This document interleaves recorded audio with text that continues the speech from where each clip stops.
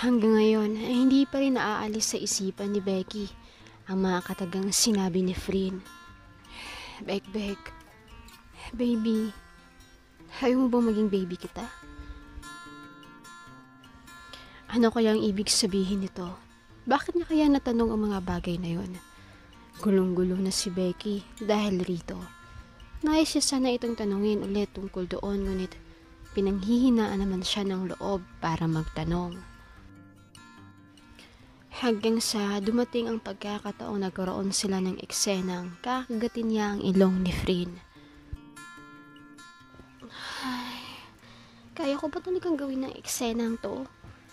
First time ko gagawin to sa tanang buhay ko.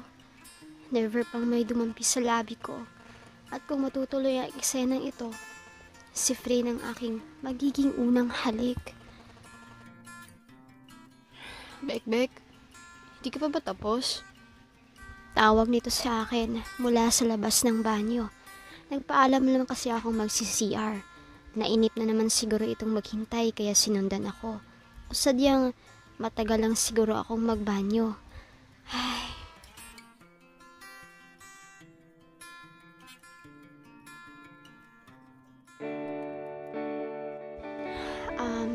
Sorry, natagalan. Turon kong hindi makatingin sa kanyang mga mata.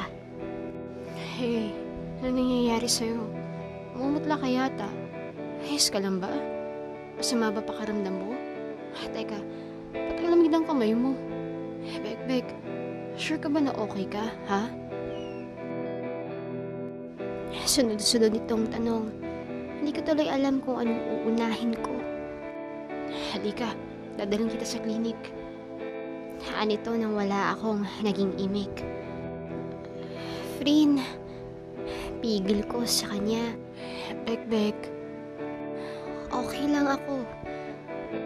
Ano okay? Hindi ka naman mukhang okay. Kinakabahan lang ako. Pero wala akong sakit. Kinakabahan? Saan? Hindi ko alam kung paano ko sasabihin sa kanya ang nararamdaman ko. O tama pa talagang sabihin ko sa kanyang hindi ako komportable sa gagawin naming eksena mamaya? Dahil ba sa script yan? Kaya ka nagkakaganyan? Mas lalo lang tuloy ako na ilang dahil sa nahulaan niya ang kinababahala ko. Baby ka pa nga. Ano, kaya mo ba? Pwede naman natin sabihin kay Hindi. na... Hindi na kailangan. Gagawin ko ang trabaho ko. Isa pa, may gusto rin akong patunayan.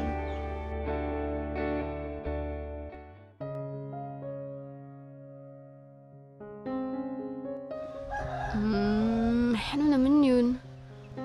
Na hindi na ako baby. Inisip ko na lang na ito talaga ang dapat para hindi na ako tratuhing mukhang bata ng mga taong malalapit sa akin. Kahit na kinakabahan, ay buo na ang loob kong gawin ang eksenang ito. Kaya naman, nang nasa set na kami, wala ako bang inisip kundi ang isaalang-alang ang trabaho ko bilang artista.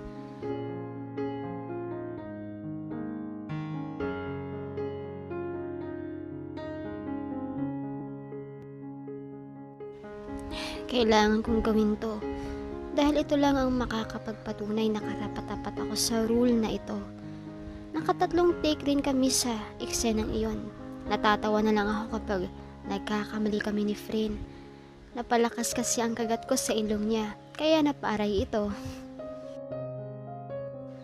Mabuti na lang at hindi naglaon ay umayon na sa amin ang panahon.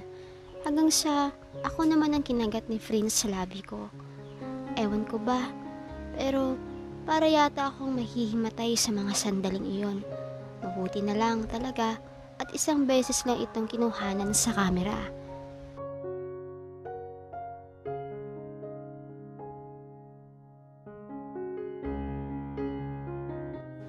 Hanggang sa matapos ang eksena namin sa opisina ni Kung Sam, ay di pa rin nawawala sa isip ko ang mga eksenang iyon. Malinaw pa rin sa isip ko at ulit-ulit pa rin itong sumasagi sa utak ko. Ang malalambot itong labi na kahit dampi lang ay ramdam na ramdam ko. Congratulations, Becky. Hindi talaga kami nagkamali na piliin ka. Alam mo, ang lakas ng chemistry niyong dalawa ni Frin sa camera. Sigurado ako na kapag naipalabas na to, madaming hahanga sa'yo. Sa inyo ni Frin. Magaling, magaling. Salamat po, Derek. Ayoko lang po talagang sayangin ang tiwalang ipinagkaloob niyo sa akin. Thanks for that, Becky. Sobrang saya ko talaga ng mga sandaling ito. Kahit papaano may nagawa rin akong kaaya-aya sa mga taong malaki ang tiwalang ibinigay sa akin.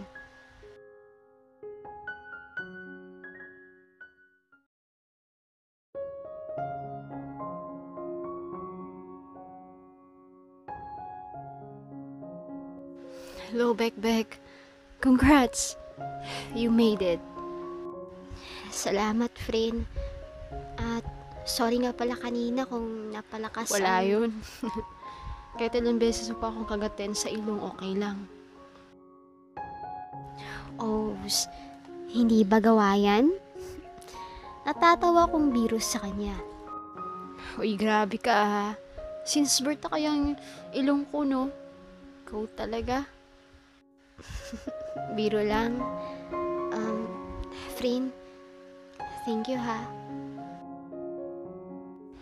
Thank you, saan? Basta, thank you. Thank you nga saan? Sa lahat-lahat. Ikaw talaga. Puro ka thank you. Kainin mo muna to. Tsaka, heto tubig. Huwag ka munang magmi-milk tea kasi baka magka-UTI ka na. Anitong inabot sa akin ang shawarma nitong hawak at isang bote ng tubig. Kasalukuyan kami nasa dressing room ng mga sandaling iyon. Dahil maya-maya ay uuwi na rin kami sa staff house. Kumain na muna kami habang hinihintay ang ibang staff na nagliligpit ng mga gamit. Ang totoo, gutom na talaga ako. Kaya naman napakalaki tuloy ng subo ko sa shawarma. Kaya naman umapaw tuloy ang ibang sauce sa bibig ko. Ako na. Ani free nang agawin sa akin ang tissue na hawak ko. Pero ang ikinagulat ko ay ang ginawa nitong pagpunas gamit ang kanyang bibig. Bahagya ko tuloy na ilayo ang mukha ko sa kanya. Para bang naninigas dahil sa kaba. Frin, bakit mo yun ginawa? Bakit? Nag-smack na naman yung lips natin kanina, di ba? Pilya ka talaga. Kahit na, di mo pa rin dapat ginawa yun. Sorry. Ayaw mo ba? Patay, bakit naman ayaw kong sagutin ang tanong niya? Sabihin mo lang kung ayaw mo. Wala pa rin lumalabas sa bibig ko. Nanatili lang akong tuod. Hindi lang ito ang first time na gagawin natin yun sa eksena, Becky. Kaya, bakit hindi na lang natin i-practice para pagdating sa scenes hindi na tayo magkakapaan pa. Diba? Frin, Hindi ako nakapalag nang unti-unting lumapit ang mukha niya sa mukha ko. Hanggang sa tuluyan na nitong naabot ang gusto niya.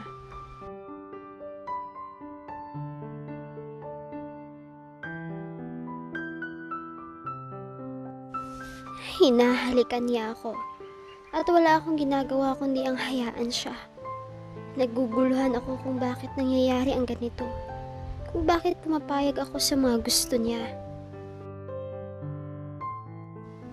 Pero kahit ano pang hiyaw ng isipan ko, ay gano'n naman katigas ang katawan kong tila umaayon sa gusto nito. At ewan, kung bakit parang habang tumatagal na magkahinang ang aming mga labi, ay tila nagugustuhan ko na rin. Ay, O kaya nagulat ka nandito ako Aniya, nang lapitan niya ito matapos ang photoshoot ni Rian. Hindi ko na inaasahang dadaan ka. Halika, dito tayo. Iaya nito sa medyo tagong lugar. Next time, magsasabi ka kapag pupunta ka ha. Tsaka, ano yan? May pa-flowers ka pa. Akin ba yan? Oops, hindi sa'yo to. Joke lang. For you. Ba't ba parang di ka mapakali dyan? Natatakot kang ma-showbiz ka, ano? Liza, alam mo naman madaming mata dito. Ano ka ba? Ano naman? Pikibigan naman tayo eh. Kaibigang may balak na painlabin ka. Talagang nangangailangan ka rin, ano? Need mo na ba ang 50k? Kaya ka nandito? Grabe ka naman. Hindi ako nagpunta dito para dun, no? Siyempre, gusto pa rin naman kitang makita at kamustahin bilang kaibigan. Alams na yan. Di mo ako mauuto, no? Kung akala mo madadala mo dito sa mga pa-flowers mo. Hindi, no? Bahala ka. Anyway, dumaan lang talaga ako para ibigayan. I have to go, love. Mwah. Umalis ka na nga. Chat ka ha. Bye. Pahabol pa nito. Napabuntong hininga na lamang si Rian nang mawala na ito sa kanyang harapan. Sabay singhot sa nangahalmuyak na rosas na hawak-hawak niya. Napangiti na lamang siya dahil sa may kung anong sumagi sa isip niya.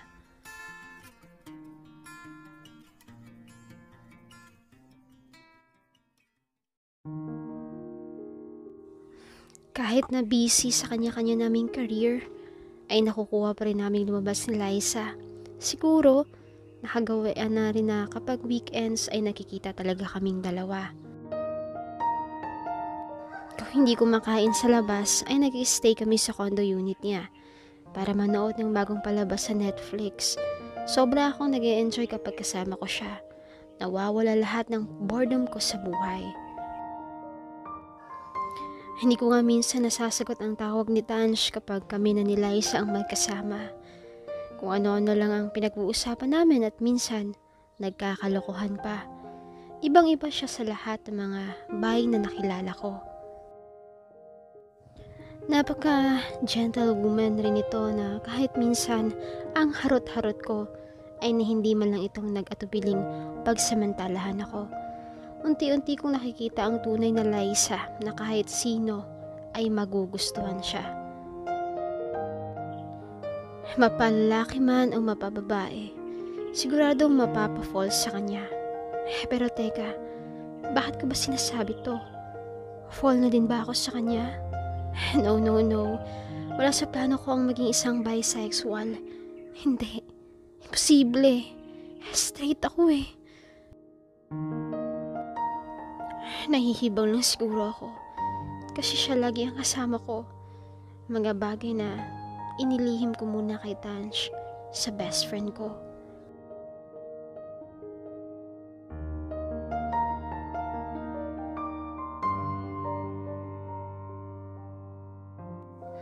Ang ilalim ng iniisip mo ha. Walaan ko kung sino iniisip mo. Anito matapos silapag ang barbecue na lulutuin namin. Kasalukuyan pala kaming nasa Batangas at naka-check-in sa isang hindi mataong resort. Tinasan ko lang siya ng kilay habang inilalagay ko sa nagbabaga ang mga barbecue. Bakit ba kasi lagi mo ako iniisip? Magkasama na nga tayo eh. Natatawa nitong Turan habang nagpapaypay naman ito. Lakas din talaga ng abog mo, no? As if naman ikaw iniisip ko. Hindi ba pwedeng si Piolo, si Dingdong? Jesus, napanghahalata ka talaga kapag nagsisinungaling eh. Oh, dahan-dahan lang, baka mapasok ka. Ouch! Oh, sabing dahan-dahan lang eh. Umupo ka na nga lang dyan. Ako na bahala dito. Sige na, dun ka na. At isipin mo na lang ako ng isipin. Dagdag biro pa nitong labis kong ikinatawa. Kaya naman hampas ko tuloy siya.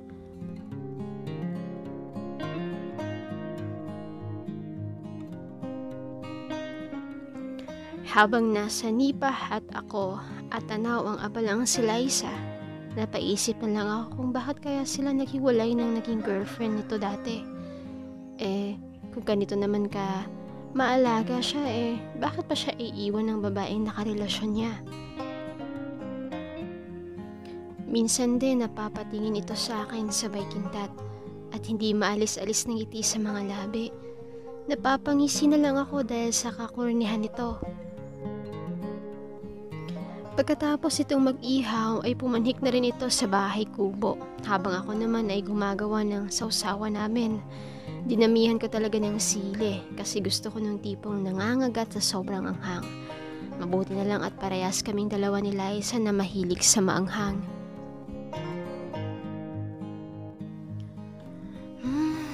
Ang sarap, nakakatakam.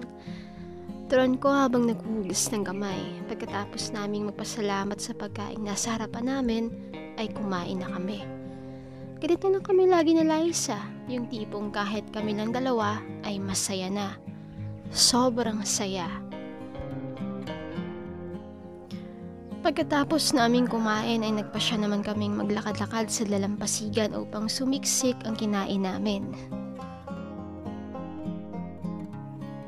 Ang sarap dito, no? Alam mo, nung bata pa ako, kwento sa akin ng mami ko, takot ako sa alon noon. Tumatakbo daw ako kapag papalapit ng alon. Talaga, magkaiba pala tayo. Kasi ako nung bata ako, mahilig talaga ako magpunta sa dagat. Lagi nga ako pinapagalitan Pero ngayon, madalang ako nakakapag-beach. Ngayon na lang ulit. Kasama ka. Ganon? Bakit naman? Masyado ka pa talagang busy sa pagbabanta kaya di ka na nakakapunta ng dagat? Hindi naman. May naalala lang ako kapag nakakakita ako ng dagat. Ano naman yun? Huwag mo sabihin mo di ka nang nalunod dati. Hindi ikaw talaga. Share ko ba? Baka kasi tawanan mo lang ako Bakit nga? Parang sira to. Ay, ganito kasi yan. Yung girlfriend ko, na-ex ko na ngayon, nakita ko may kasamang iba. Talaga? Tapos nakita ko sila, mismo sa dalawang mata. Sweet na sweet sa isa't isa. Naghaharutan, naghahalikan. Ouch! Sakit naman nun, ha? Sobra. Isipin mo, nagtagal din kami nun Tapos makikita mo na lang, bigla may iba na. Sana hiniwalay niya na lang ako kaysa ang nakuha niya pa akong lokohin. Grabe naman ang babaeng yun. Alam mo, coincidence lang yung nangyari na yun. Na isang resort lang napunta namin. Ang paalam niya kasi nun kasama niya family niya pero ayun, lalaki pala. Nasaan na siya ngayon? Nagkatuluyan ba sila ng lalaki niya? Hindi ko alam. Wala na akong balita sa kanya. Sa tingin mo, bakit ka nagawang i-cheat ng babaeng yun? Ikaw, sa tingin mo ano? Bakit ayaw mo na kay David? Siguro kasi may kulang. May nahanap na iba. Exactly. Kaya niya ako pinagpalit. May mga bagay na hindi ko kayang ibigay. Ano lang ba meron ako? Huwag ka kaya magsalita ng ganyan. Worth it kang mahalin, ano ko ba? Ang daming katangian ka na wala sa iba. At hindi mo mahanap sa iba. Paano mo naman nasasabi yan? Nakikita ko, nararamdaman ko. At kung hindi ko pipigilan ang sarili ko, baka isa ako sa taong mahuhulog sa'yo. Natigilan silang pareho habang titig na titig sa isa't isa.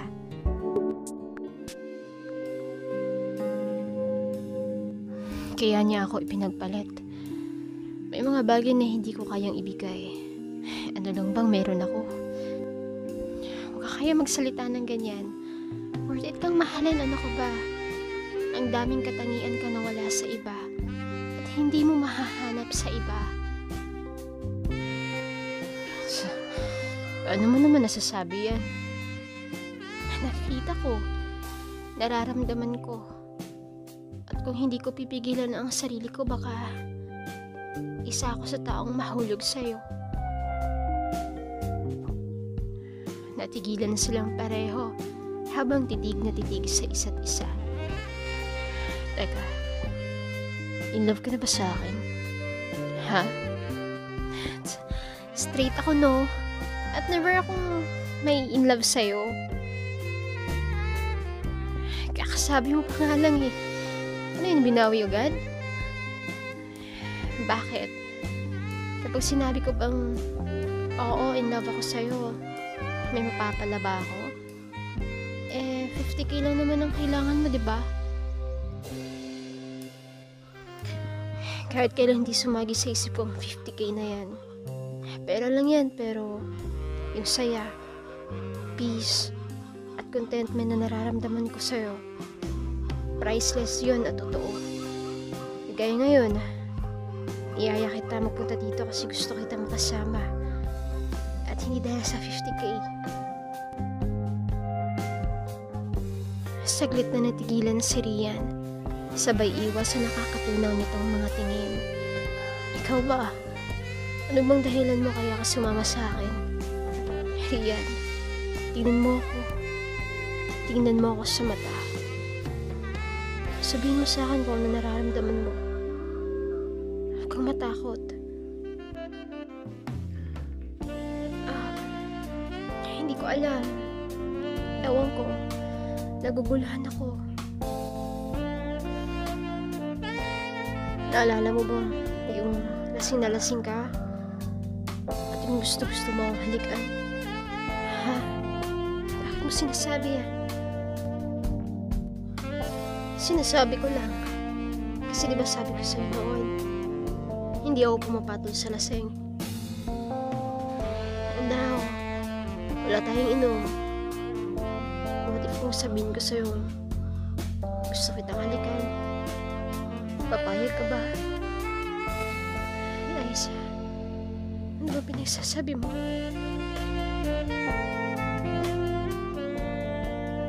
Baka lang kasi makilala mo na ang sarili mo kapag hindi na ito ipinagpatuloy pa ang sana'y sasabihin. Bagkus, unti-unting bumaba ang mukha nito upang abutin ang kanyang nakaawang na mga labi.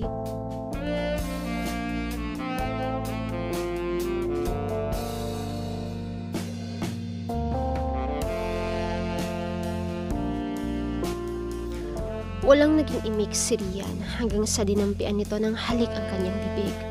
Muli silang nagtinginan na animoy nag-uusap ang kanilang mga mata. Hanggang sa si Rian na mismo ang humalik kay Liza at sa pagkakataong iyon ay naging mas panayad, mariin at nagbistulang nag-aapoy ang kanilang paghahalikan. Dinala sila ng kanilang mga damdamin sa mas mainit pang mga tagpo. Nasa isang iglap lamang inasa loob na sila ng kanilang kwarto. Tanging ilaw sa lampshade lamang ang nagsilbing liwanag sa kanilang umiinit na mga sandali. Mga kumot na nagkandalukot-lukot na dahil sa mga ikinikilos nilang hindi maintindihan. At ang unan na magamat ay hindi nasasaktan. Ngunit siya naman ang nagsilbing hawakan ng tila dinuduyan na si Rian. Kinuha lahat ni Liza ang mga bagay na ikakaligaya ng isang babae, mula ulo hanggang paa, mula talampakan hanggang ulo. Wala siyang kinaligtaan, mapasaya lang ito. Hanggang sa bigla na lang itong naabot ang sukdulan at nanlalantang na payakap sa kanya. Mahal kita. Oo, mahal kita. Paulit-ulit itong sambit na para bang ayaw na siya nitong pakawalan dahil sa sobrang higpit ng yakap nito. Mahal din kita, love. Tugon naman niyang muli itong dinampian ng halik sa labi.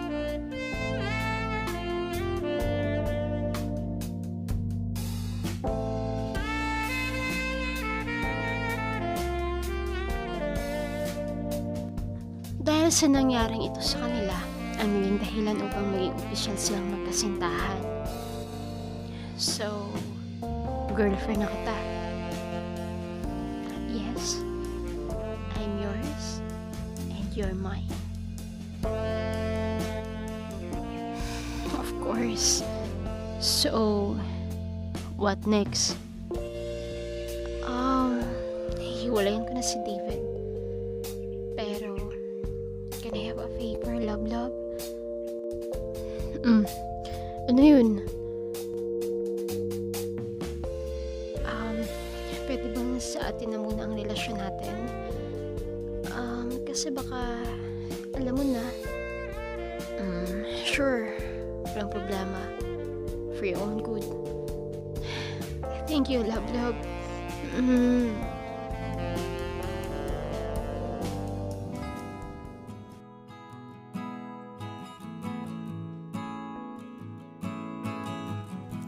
Matapos ang mahaba-habang weekends na magkasama silang dalawa, ay balik trabaho na naman sila. Hello, Miss Rian. Wow, blooming tayo ngayon ah. Iba ang urahan natin ngayon, ma'am. Ang ganda niyo po. Bakit? Ngayon lang ba ako maganda sa paningin mo, Ate Lucille? Tugon niya sa kanyang PA.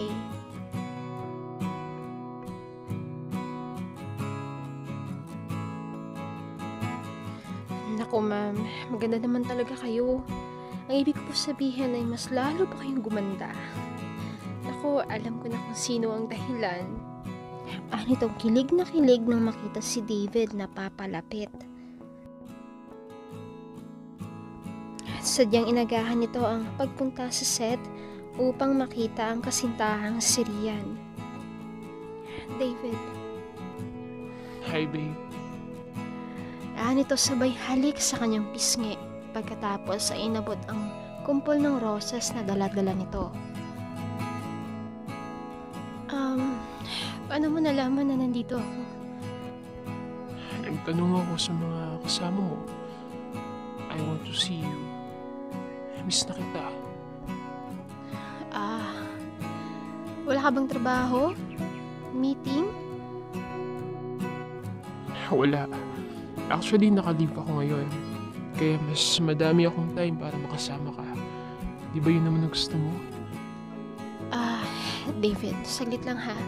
Mamaya na lang tayong mag-usap. Baka kasi magsimula agad ang photoshoot. Okay? Tumango naman ito bilang tugon.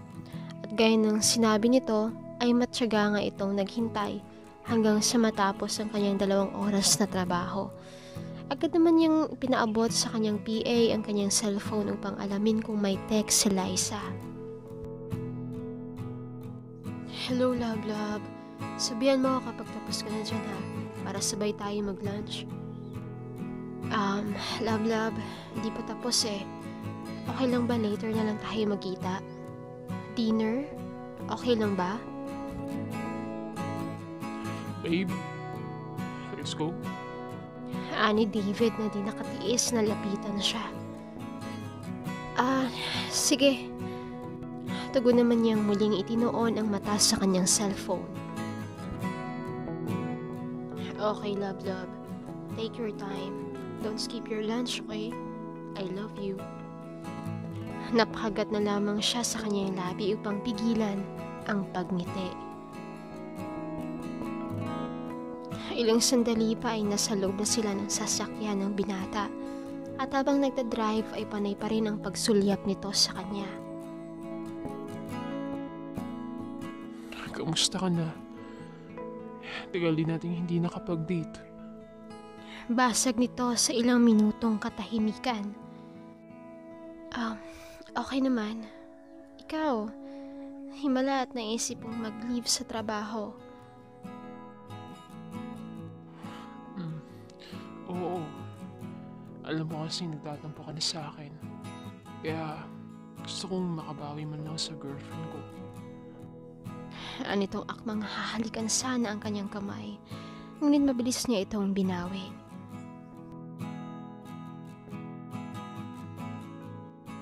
Oh, ba't konti lang kinain mo? Kasali pa rin ba yan sa diet mo? Kumain ka pa.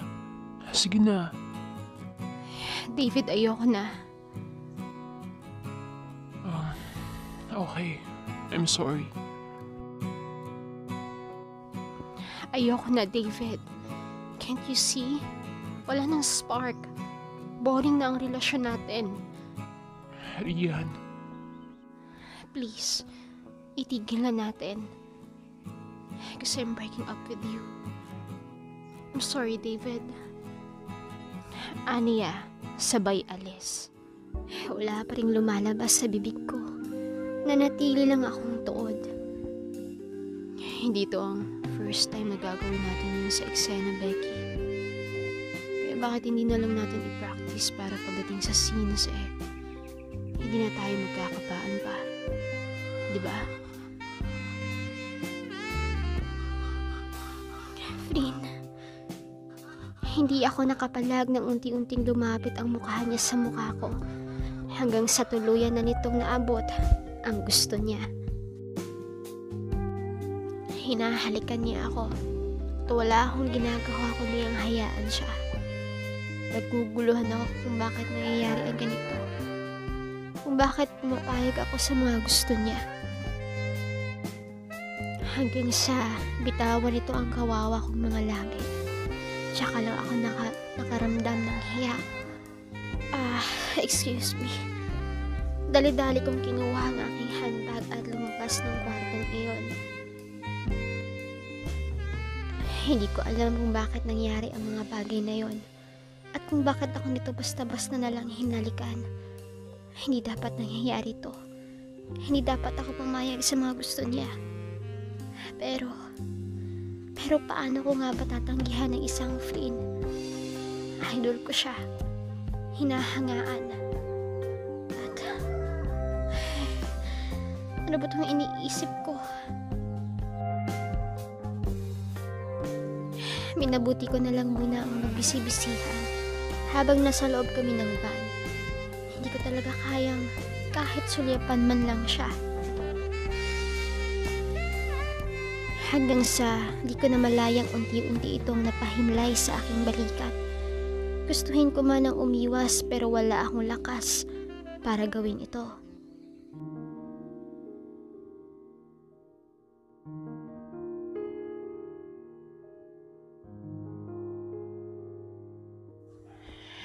Bek, galit ka ba sa akin? Ano tong hindi nakatiis magtanong nang makarating na sila sa bahay? Hindi ko kayang magalit sa'yo, Flynn.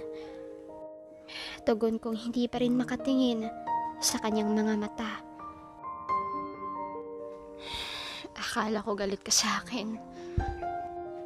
Sabi naman nitong napayakap sa akin. Ang dami kong gustong itanong sa kanya, ngunit kahit ni isa, ay wala akong masambit. Pagkatapos namin maghapunan, ay minabuti ko na muna ang doon tumambay sa balcony ng kwarto namin. Ayaw ko munang makaharap si Flynn, dahil mas lalo lang akong nagiging marupok kapag kaharap ko siya.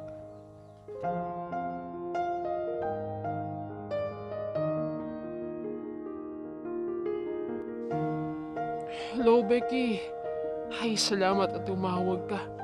Nag-aalala na ako sa'yo Sorry, Tito.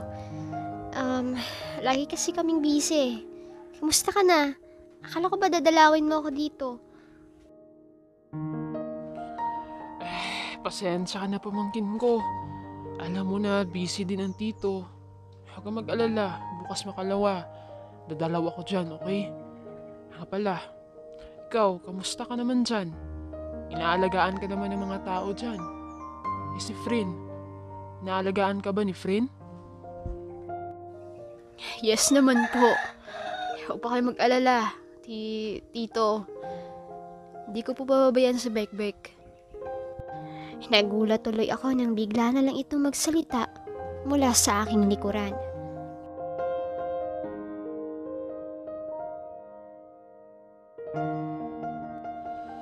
Aba, salamat naman kung ganun, Frin. Kahit papano, papanatag ang loob ko. At ng mamin yan. Alam mo naman, baby namin yan. Yes po. Tito, big girl na po ako. Sus, baby ka pa rin. May gatas ka pa sa labi. Hindi ka pa nga nagkaka-boyfriend. At lalong hindi ka pa nakakatikim ng halik. Dahil baby ka pa. Nakagat ko tuloy ang pang-ibaba kong labi. Mas lalo akong naiipit dahil kay Tito eh. Binanggit pa talaga nito ang tungkol doon. Tapos, nakikinig pa si Frin. Napangiti-ngiti lang. Ay, stulong naman. Sige na Tito, matutulog na ako. Babay na. Tugon kong agad na in-end call. Bekbek, sandali. Anito matapos akong pigilan at hawakan sa braso. Totoo ba ang sabi ng tito mo? Never ka pang... Frin, pwede bang huwag mo nang banggitin? Pero bakit? Nagsisisi ka bang hinalikan kita? Frin, Nagsisisi ka bang ako ang first kiss mo? Frin, ginagawa ko lang ang trabaho ko. Kaya nangyari yun.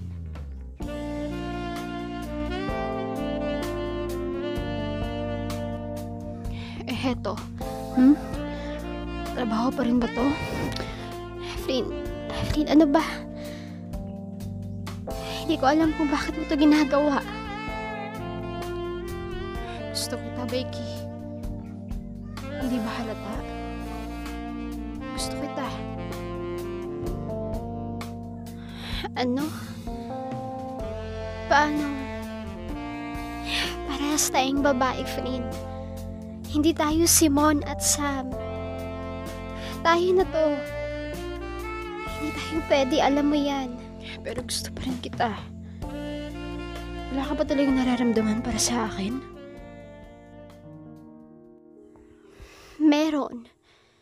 Pero dahil hinahangaan kita, kung sino ka, kung ano ka, believe nga ako sa'yo eh. Pero hindi tama to, Frin. Oo, baby pa ako sa tingin nyo. Pero alam ko naman ang tama sa mali. Hindi ako papatol sa kapwa ko babae, Frin. Ginagawa ko lang ang trabaho ko. Kaya sana maintindihan mo yon. At malinaw sa'yo yon. Natigilan ito dahil sa mga sinabi ko. Pero nasabi ko na ang lahat. Frin, hindi ako galit. Ang gusto ko lang mag-focus tayo sa kung anong obligasyon meron tayo. Yun naman ang tama, di ba?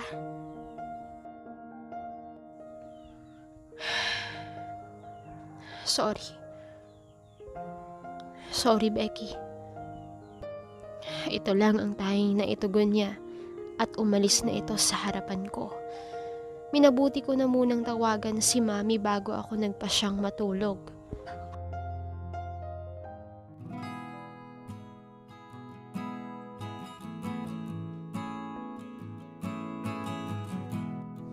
Oh, bakit parang daig mo pang natalo sa sabong ah? Okay ka lang ba? Yeah, I'm fine. Nam, Magbabago ba ang tingin mo sa akin kapag nalaman mo may kakaiba sa akin? Ha? Hindi ko pa rin naman si Frin eh. Bakit? Aaminin mo ba sa akin isa kang bisexual? Ha, Frin? Alam mo, kaibigan mo ako. Kaya kahit hindi mo sabihin alam ko, nararamdaman ko lalo na nang dumating si Becky sa'yo, confirm. Bakla ka nga. Ay, si Becky. Siya yung dahilan kaya ako nagkakaganito. Hindi ko napigilan ang sarili ko, Nam. At nagsisisi ako kung bakit hinayaan kong mangyari to. Ipadala ako sa bugso ng damdamin. Tapos, wala naman din pala akong mapapala. Masasaktan lang ako. Asa sa wala. Huy, teka lang. Ang drama mo ngayon ah. Tsikahin mo naman ako. Ano yung balita sa inyong dalawa ni Becky? Wala. I just found out na mali ako sa mga desisyon ko. Hindi na ako natuto. Alam mo, Frin, bakit hindi mo na lang i-enjoy ang kung anong meron ka? Ang dami kayong humahanga sa'yo. Tama ka, Pinam. Kaya cheers naman dyan to our success. Cheers tayo dyan. Teka, dyan na yata si T at saka si Cade. Pagbuksan ko lang ng pinto ah. What? You told them na nandito ako? Naman! Para mas masaya. Matagal na din tayong walang banding.